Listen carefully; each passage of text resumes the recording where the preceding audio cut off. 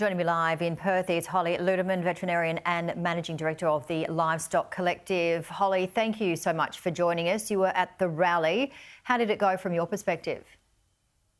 It's been interesting to reflect, and I've still got goosebumps from seeing the solidarity of everyone stand together. I got quite emotional standing in the city and waving to friends and colleagues as they came through, tooting their horns, and seeing the Perth people come out of offices and cheer for the rally. It was really heartwarming.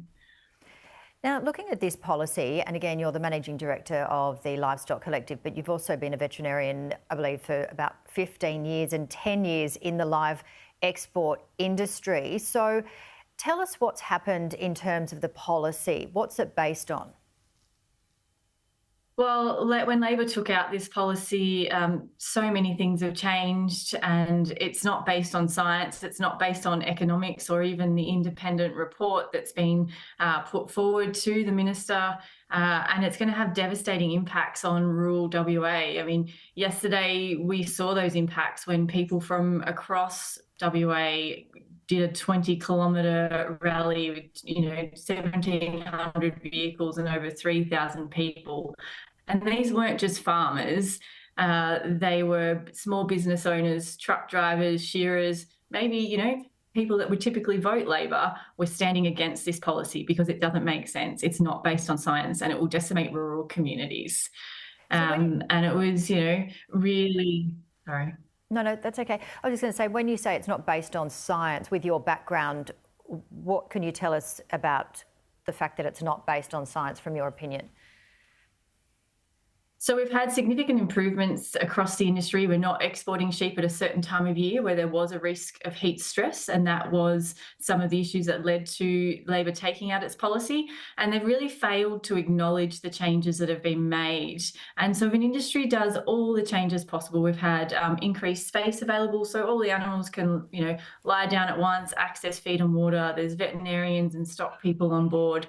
There's been improvement in ventilation systems, improvement in the types of vessels used, technology and automation in reporting, so the regulator sees real time what's happening on board. So we've had all these significant changes, and the biggest one is the outcomes of the voyages. So 99.9% of animals getting off at the other end in excellent health, and our importers really welcoming the health of the animals arriving, and that's their food security. And the demand for live animals is high across the world, and Australia does it really well. So to be the world leader in animal welfare and actually be able to help improve welfare in the other countries, to then remove ourselves from that market, it just doesn't make sense, and they've failed to acknowledge the changes made. So we are hearing that Australia is world standard, the highest or one of, but what are we seeing overseas, and what are other countries perhaps learning from us?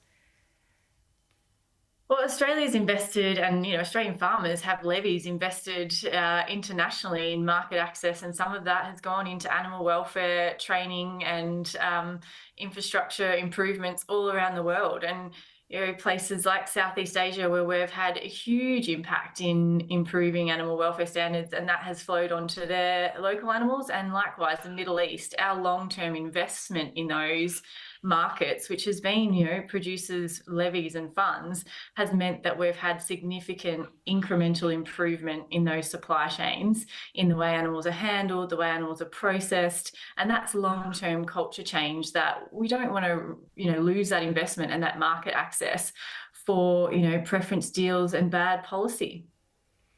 And have we seen a decline at all in this practice?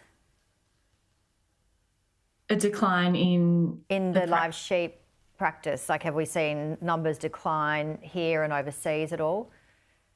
Yeah, that has been one comment made, and the supply demand is based on prices and season, and Australia's just come off the back of having record high sheep prices, and then we helped recover the drought numbers in Victoria. So the nuances of the decline aren't based on demand.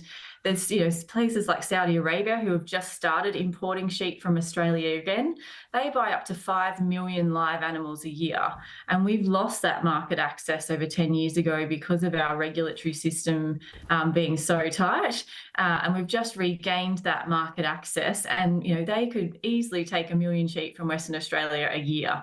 So there is a lot of demand, but Australia has got very tight regulatory standards which almost restrict how much we can export. And just finally, Holly, we're hearing that this ban could set a precedent for other industries. Would you agree with that statement? And if so, what are your concerns?